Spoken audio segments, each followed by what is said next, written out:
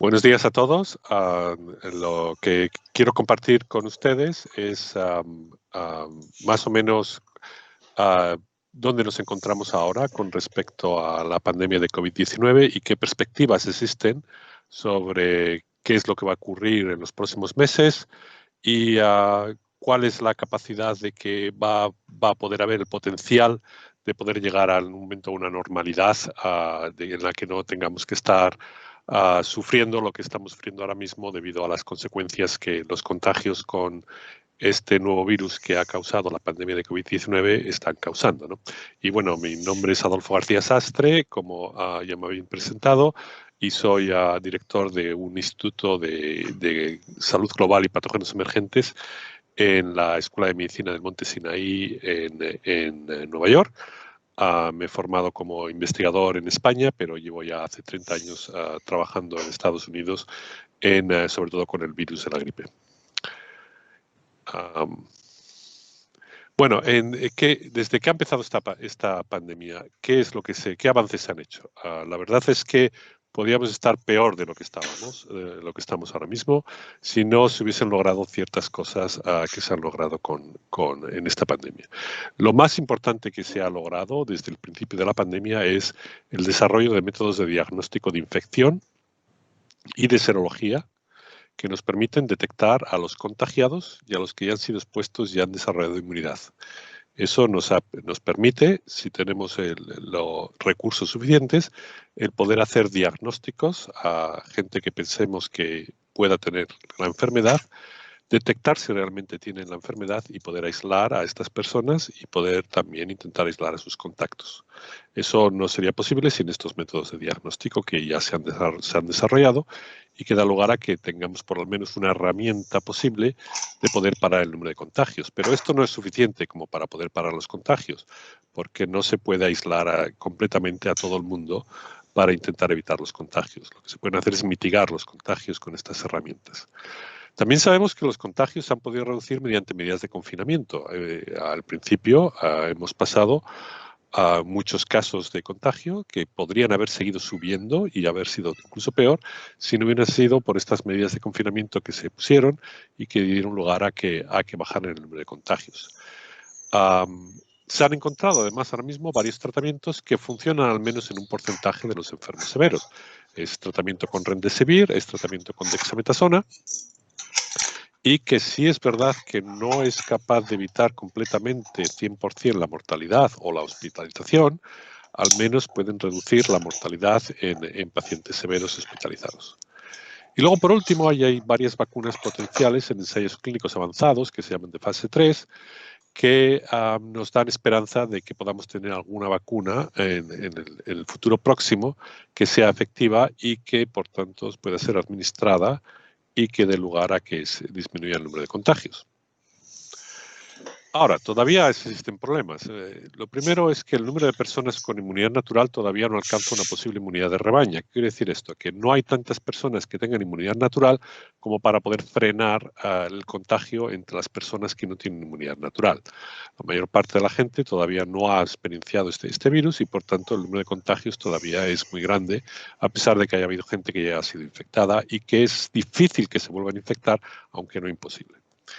Luego, las medidas de contención que se han adoptado no son suficientes en muchos de los países para evitar el aumento en el número de infecciones, que es lo que está ocurriendo en España, que es lo que está empezando a ocurrir también en otros países en los que se están tomando ya medidas más fuertes antes de que suban el número de contagios, tanto como han subido, por ejemplo, en España. Y aunque tenemos tratamientos, los tratamientos no son lo suficientemente eficaces para reducir de un modo dramático los casos de enfermedad severa, es decir, que el virus sigue causando problemas.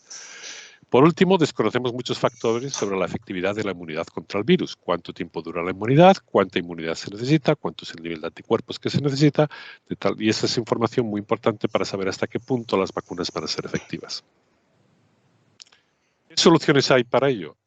Lo primero, que es con las herramientas que tenemos, lo único que podemos hacer es aumentar el número de diagnósticos que se hacen, tener mejor sistemas de traceo, de buscar contactos y hacer cuarentenas de contagiados y contactos y asimismo aumentar el personal hospitalario para poder afrontar los casos que están subiendo y por último hacer más esfuerzo en distanciamiento social, en el uso de mascarillas, en la higiene y evitar hasta lo más posible el número de contactos que una persona tiene, sobre todo contactos en sitios cerrados con más de 10 personas y que se podrían haber evitado. Por ejemplo, las escuelas es muy difícil el poderlas cerrar todo el rato, pero hay sitios donde se podrían evitar este número de más de 10 personas en las cuales puede haber uno contagiado sin que lo sepa, en un sitio cerrado, en cuyo caso contagiaría al resto de los que están en este sitio. La otra cosa es seguir avanzando en lo que conocemos y lograr al final encontrar medicamentos antivirales efectivos que se administren al poco tiempo del contagio y que den lugar a que no desarrollen enfermedad severa. Y por último, lo que realmente va a lograr acabar por fin con los problemas que tenemos es si encontramos una vacuna efectiva.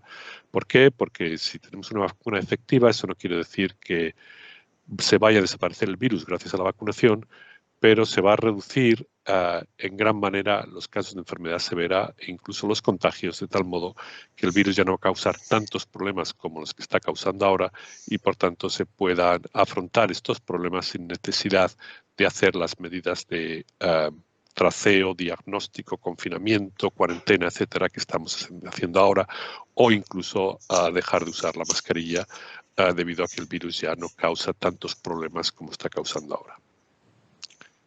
Bueno, ya que estoy en un laboratorio, os voy a decir un poco también lo que estoy haciendo en mi laboratorio con respecto a búsqueda de antivirales, que es muy parecido a lo que están haciendo otros laboratorios. Nuestro laboratorio estamos colaborando con otros grupos en los que hacemos predicciones sobre qué medicamentos que existen ahora mismo en uso en humanos o que se han probado ya en humanos para otro tipo de dolencias o de enfermedades que pueden dar la casualidad de que sean capaces de contener este virus. ¿Por qué? Porque son medicamentos que tienen una interacción con proteínas del huésped que pueden estar involucradas estas proteínas en la replicación del virus. Y entonces, si este medicamento afecta a esta proteína, entonces también va a afectar la replicación del virus. Lo bueno es que son medicamentos que sabemos que se pueden usar en humanos porque ya están siendo usados en humanos o ya se han hecho ensayos clínicos para otras indicaciones. Y con estas predicciones, ver cuál de estos medicamentos realmente inhibe la replicación del virus. Primero un sistema de tejidos celulares y luego modelos de animales o incluso directamente intentar hacer ensayos clínicos porque, como ya he dicho, son medicamentos que se están usando o se han usado anteriormente en humanos para otras indicaciones. En ese aspecto, por ejemplo, colaboramos con el grupo de Nevan Krogan y de Kevan y Brian, donde han logrado averiguar las proteínas del huésped que están representadas aquí en esta especie de constelación, las proteínas del huésped que interaccionan con cada una de las proteínas del virus. Y existen medicamentos que se saben que afectan a alguna de estas proteínas del huésped, inhibiéndolas, y por tanto, como es una proteína que interacciona con otra proteína del virus, la inhibición de la proteína del huésped seguramente dé lugar también a la inhibición de la replicación del virus, y es lo que son los medicamentos que estamos probando. También han realizado otro tipo de estudios en los que han mirado qué proteínas se fosforilan durante infección y qué enzimas están involucradas en esta fosforilación, con la misma idea. Si inhibimos estas enzimas del huésped que están involucradas en estos fenómenos de fosforilación, seguramente también logremos inhibir la replicación del virus.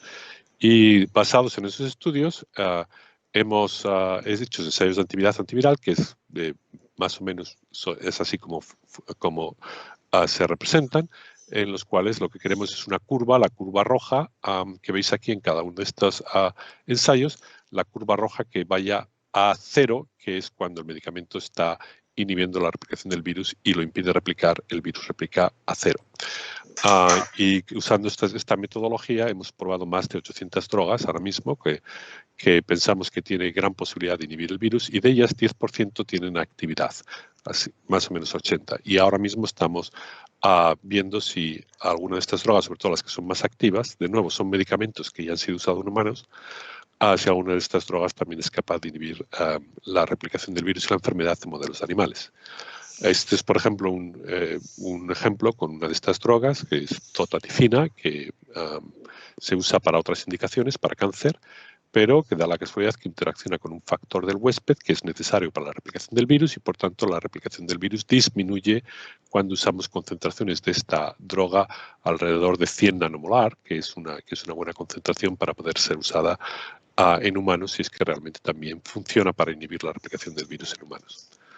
Y esto es otro ejemplo, la plitidepsina, que es un medicamento que ha sido desarrollado por PharmaMar, una empresa española, para tratar mieloma, pero que también da la casualidad que inhibe uno de los factores del huésped, esta proteína que se llama EEIF1A, y al unirse a esta proteína inhibe este factor del huésped que es necesario para la replicación del virus y por tanto también inhibe muy bien la replicación del virus, incluso inhibe mejor que Remdesivir, con una actividad mejor que Remdesivir y que por tanto podría en teoría ser utilizada como medicamento antiviral para frenar la replicación del virus y por tanto la enfermedad en humanos, pero para eso, claro, tiene que ser probada primero en ensayos clínicos que se están haciendo ya y nosotros ahora mismo también estamos probándola en modelos de animales.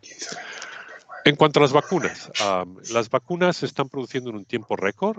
Nunca se habían producido tan rápidamente vacunas nuevas. Hay más de 100 candidatos vacunales, lo cual son muchos. No todos van a llegar a ser disponibles, pero hay muchos candidatos vacunales, de tal modo que si no funciona es muy difícil que no funcione el resto.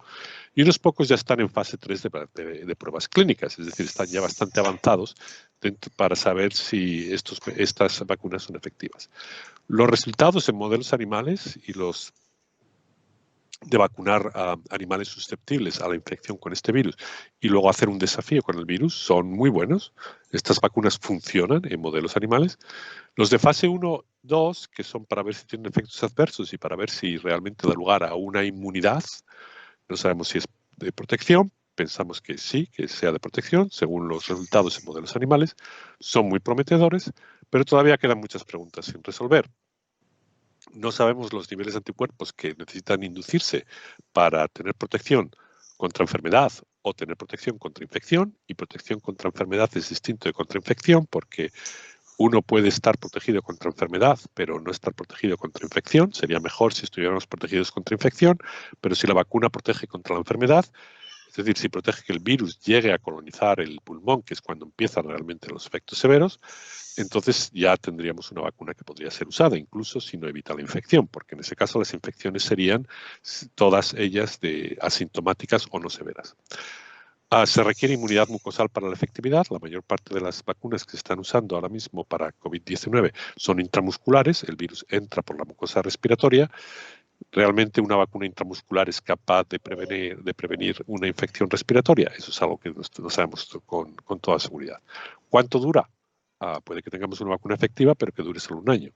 Bueno, eso no sería un problema muy grande, podría volverse a repetir la inmunización, pero sería mucho mejor si la inmunidad fuera de por vida, ¿no? ¿Cuándo conoceremos los resultados de los ensayos de fase 3? Se están realizando ahora mismo, pero no sabemos todavía cuándo se conocerán y eso va a depender del nivel de infección que haya dentro de los grupos vacunales que no reciben la vacuna comparados con los grupos vacunales. Pero si tenemos una vacuna, ¿cómo y dónde producir las dosis requeridas? ¿Cómo administrarlas rápidamente? Eso es un problema de logística, de tener sitios preparados para producir la vacuna en gran cantidad y también tener preparada la logística para poderla administrar rápidamente. La vacuna al principio no va a ser para todo el mundo. ¿A qué grupos administrar la vacuna primero? A los grupos de riesgo, a los grupos de personal hospitalario, a más grupos. Eso es algo que hay que también tener en cuenta y hay que tomar decisiones para ello. Y luego, una pregunta que también es importante, incluso tenemos una vacuna y tenemos todas las dosis necesarias. ¿Se va a vacunar todo el mundo o va a haber mucha resistencia a vacunación entre la gente, de tal modo que al final la gente no se vacune y si no se vacunan vamos a seguir teniendo el mismo problema a pesar de tener una vacuna efectiva, ¿no? Y para eso hay que lograr concienciar a la población de que se vacune y la única forma para mí de concienciar a la población de que se vacune es presentando datos que sean evidentes, que sean transparentes, que demuestran que la vacuna realmente funciona y que no causa efectos adversos. Hay que tener en cuenta, para vacunar a todo el mundo se necesitan 16.000 millones de dosis. Entonces es muy difícil que una vacuna, solo una, sea capaz de ser producida en este número de dosis y que por eso es bueno que haya varias vacunas en fase de desarrollo, porque seguramente necesitaremos más de una vacuna para poder producir el número de dosis que se necesitan para vacunar a todo el mundo. Y luego, por último, nosotros también estamos trabajando en vacunas que usan un vector que es un virus de aves que no causa enfermedad en humanos.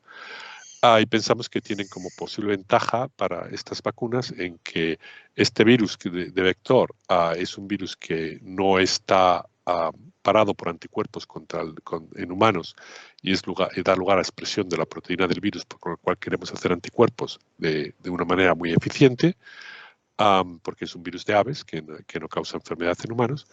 Estas vacunas se pueden producir usando la misma tecnología que se usa para producir las vacunas de gripe, usando huevos embrionados de pollo, lo cual hace que haya muchos sitios donde se pueda fabricar de una forma masiva, porque se usa la misma tecnología.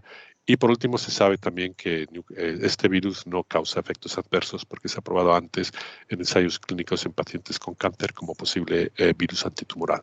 Y estas vacunas las estamos realizando entre el grupo de Peter Palese, el grupo de Florian Kramer y mi grupo, y sobre todo es un postdoc en el laboratorio de Peter Palese, Wina San, la persona que ha estado haciendo y probando estas vacunas en modelos de animales. La idea es, si tenemos un virus, este es el genoma del virus, si tenemos un virus que expresa la proteína de la membrana del virus del SARS, y la expresa en cantidades grandes, el crecer este virus en huevos, de tal modo que obtenemos virus que expresan la proteína, y estos se pueden usar para inmunizar personas y dar lugar a anticuerpos contra la proteína del virus del SARS, y que estos anticuerpos sean que medien protección, ¿no? Y en ese aspecto hemos hecho ensayos en ratones, hemos usado la vacuna de un modo intramuscular 2 veces y dan lugar con presencia o no de distintos ayudantes que pueden ayudar a dar lugar a mayor respuesta inmune, y en todos los casos la administración de distintas dosis de la vacuna, sobre todo después de la segunda dosis, dan lugar a niveles altos de anticuerpos contra el virus del SARS en el suero de estos animales.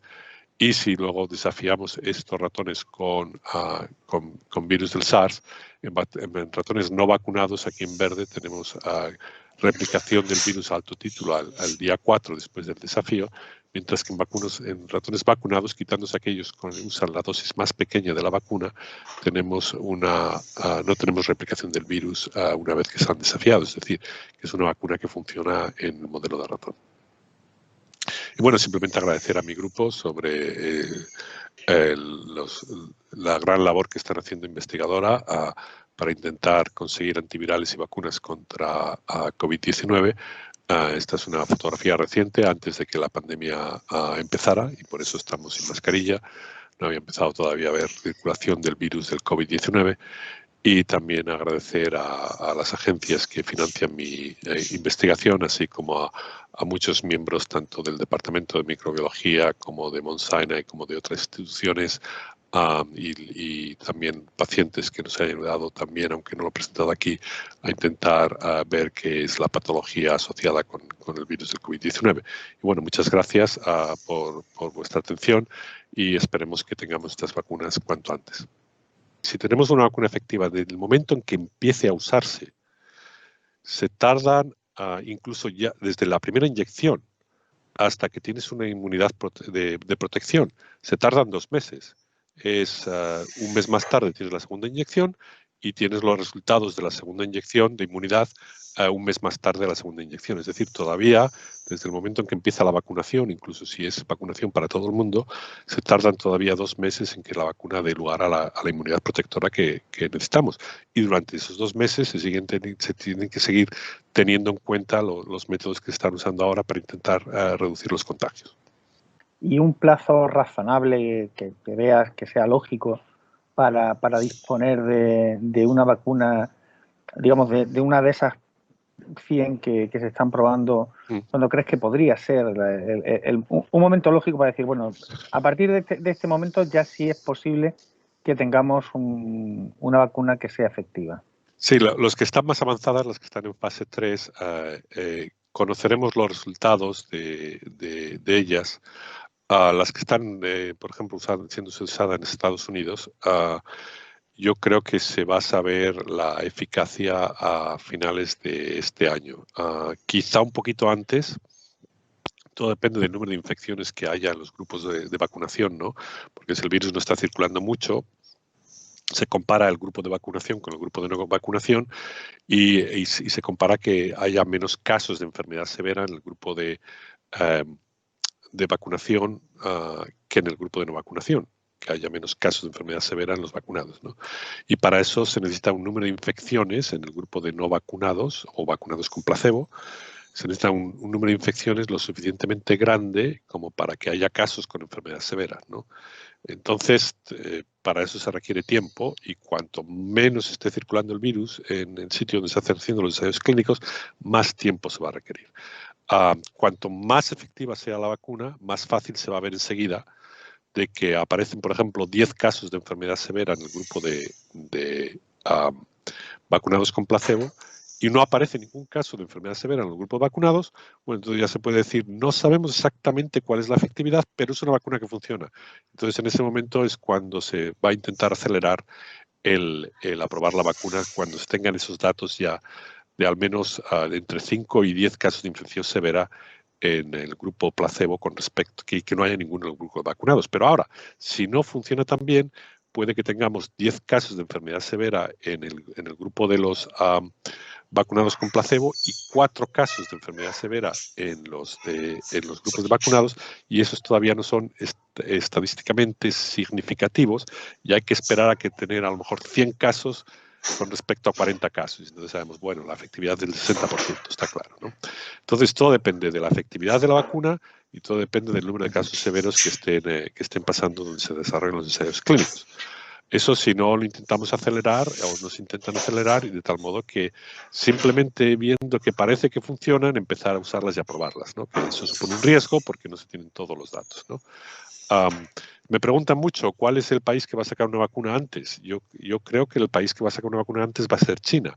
La razón por la que creo que es así es porque en China se ha puesto a funcionamiento toda la maquinaria de capacidad que tiene China para intentar desarrollar vacunas, y yo creo que las vacunas que están intentando desarrollar la China van a ser también efectivas, igual que las que se están desarrollando en otros sitios. Creo que van a ser efectivas todas ellas.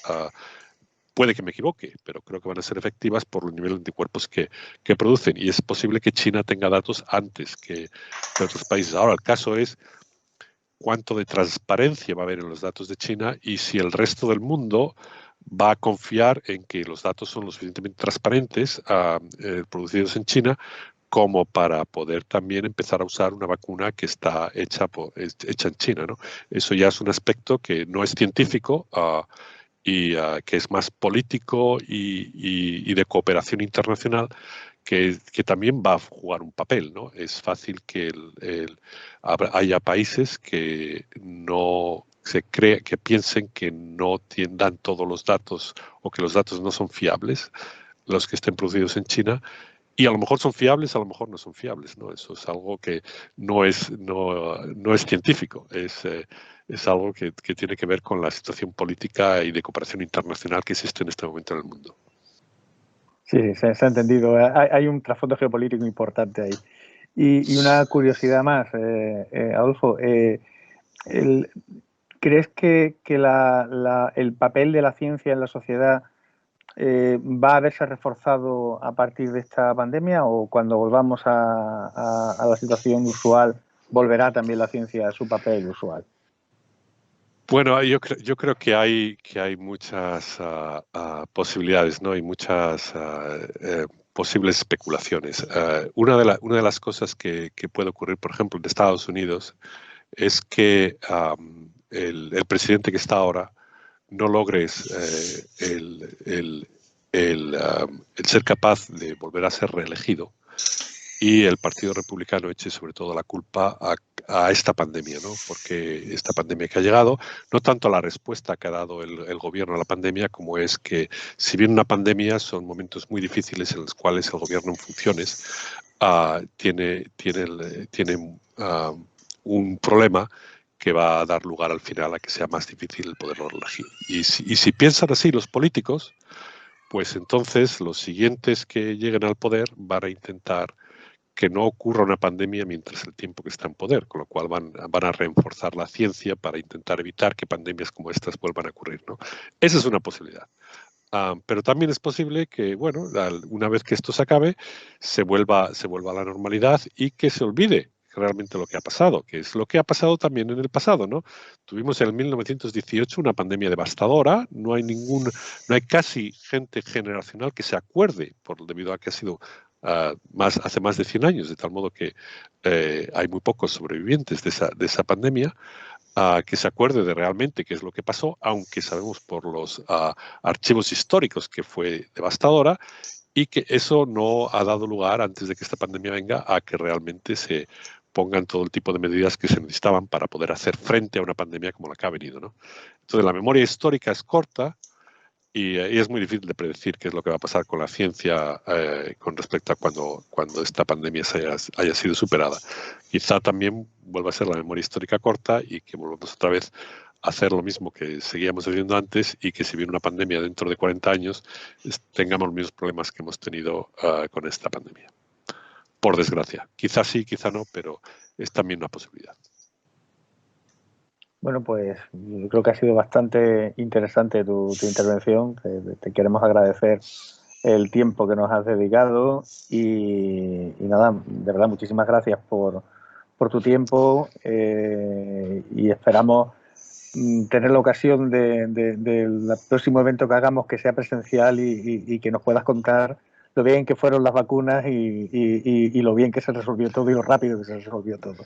Y sí, esperemos que sea así. Ya digo que todavía hay muchas dudas, y no solo si las vacunas son efectivas o no, sino si tenemos una vacuna efectiva, si al final va a haber concienciación para que todo el mundo se vacune, porque si no se vacuna todo el mundo, pues vamos a seguir teniendo este problema, ¿no? O al menos la mayoría, ¿no? Ya no todo el mundo, sino la mayoría de la gente. Si no se vacuna la mayoría de la gente, vamos a seguir teniendo el problema durante el tiempo que va a durar, hasta que haya tanta gente que se haya adquirido la infección que ya haya habido por inmunidad natural en lugar de por vacunación, ¿no?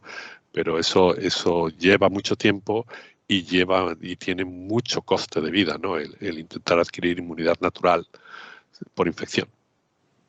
Pues lo dicho, muchísimas gracias, Adolfo, Muy bien, y hasta la próxima. Gracias. vale, bueno.